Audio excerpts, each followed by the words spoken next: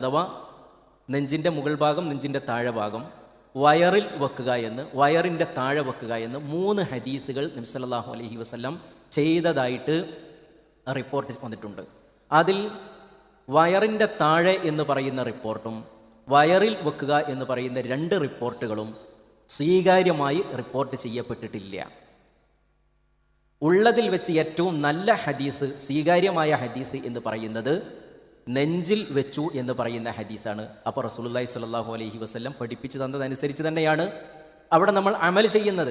ഇപ്പോൾ 2 ഹദീസുകൾ ഈ വിഷയത്തിൽ വന്നല്ലോ, ആ 2 ഹദീസുകളും സ്വീകാര്യമാണ് എന്ന് വിചാരിച്ച് എന്ന് മനസ്സിലാക്കിയ ചില ആളുകൾ വയറിൽ കൈവച്ചവരുണ്ട്, വയറിൻ്റെ താഴെ കൈവച്ചവരുണ്ട്. അപ്പോൾ നബിയുടെ പ്രവർത്തനം കണ്ട് റിപ്പോർട്ട് ചെയ്തവർ തന്നെയാണ്. ഈ റിപ്പോർട്ട് ശരിയാണോ അല്ലേ എന്നിടത്താണ് നമ്മൾ നോക്കേണ്ടത്. അതിലേറ്റവും ശരിയായ റിപ്പോർട്ട് നെഞ്ചിൽ ആ കൈകൾ വെച്ചു എന്നുള്ളതാണ് എന്ന് നമുക്ക് മനസ്സിലാക്കാൻ പറ്റും.